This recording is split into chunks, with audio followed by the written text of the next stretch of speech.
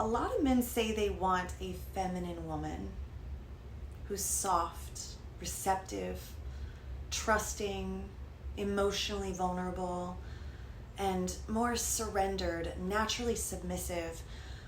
But how many men stop to ask a more important question?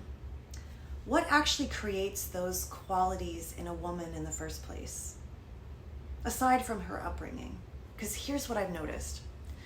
Many men are waiting for a woman to become softer before they lead.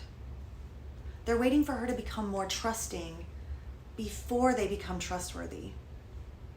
They're waiting for her to become more vulnerable before they create safety. They're waiting for her to become more receptive before they even provide direction and leadership. And they're waiting for the outcome before they become the cause. And that's backwards. Women don't become softer just because you tell them to. Don't we know? And they don't become more receptive just because you think they should be. Lord knows, women don't become more emotionally vulnerable because you demand it. Yikes. Those qualities that men want from women only emerge when trust and safety is present. And trust is not merely built through words. It requires consistency, experience. And a woman is always paying attention to what happens when things get messy. Like what happens when she's chaotic or emotional? What happens when there's conflict? What happens when she's afraid? What happens when she's confused or uncertain? What happens when she disagrees with you? What happens when she brings you something difficult or uncomfortable to deal with? Does she experience a man who remains grounded, steady, calm?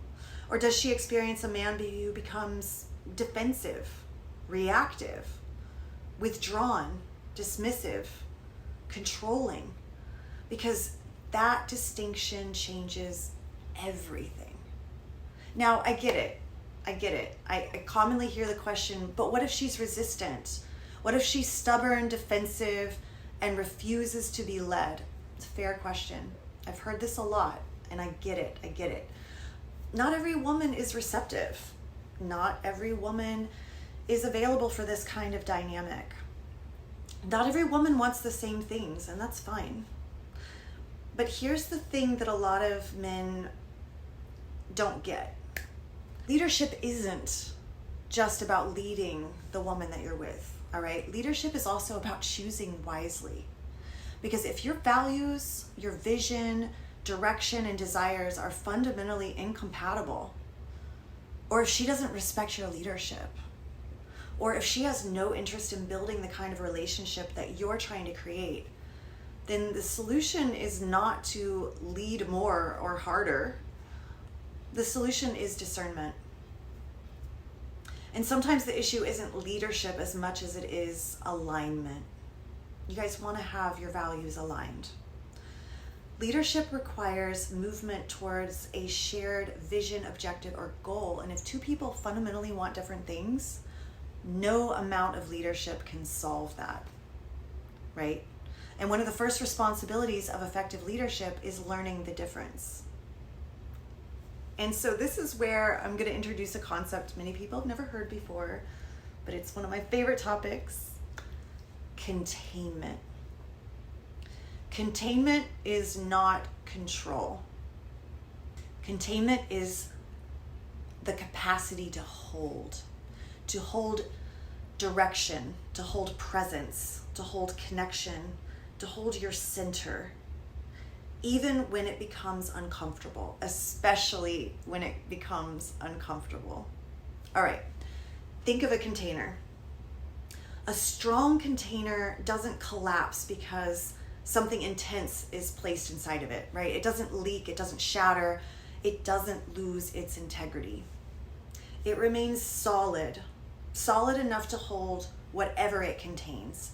And that's what I mean by containment. A man's capacity, not just a man, but in this context, a man's capacity to remain steady enough to hold the full experience and expression of another person without losing himself in the process.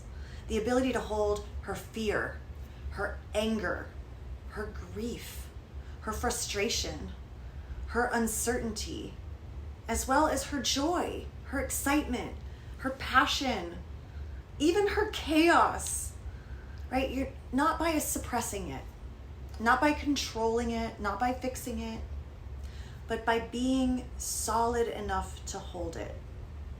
All right, here's the paradox. The stronger and safer the container, the more freedom and depth can exist within it. The more a woman feels she can express herself fully, honestly, vulnerably, openly, the more alive, playful, and carefree she can be, the more receptive she can become, because she no longer has to manage the man. She no longer has to protect him from her feelings, from her chaos. She no longer has to shrink herself to keep him comfortable. She knows the container can hold her. She trusts his containment.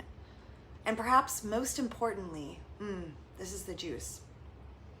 The container never loses itself in what it contains. Hear this.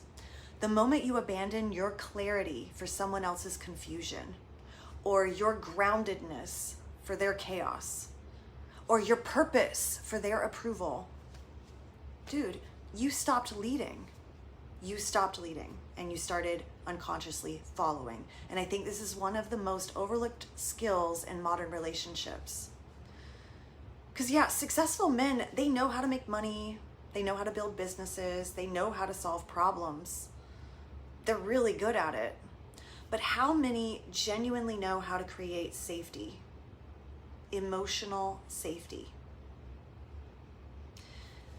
Once you understand containment, a whole lot of relationship dynamics suddenly start making sense, including why so many men feel unappreciated and why so many women feel unsupported.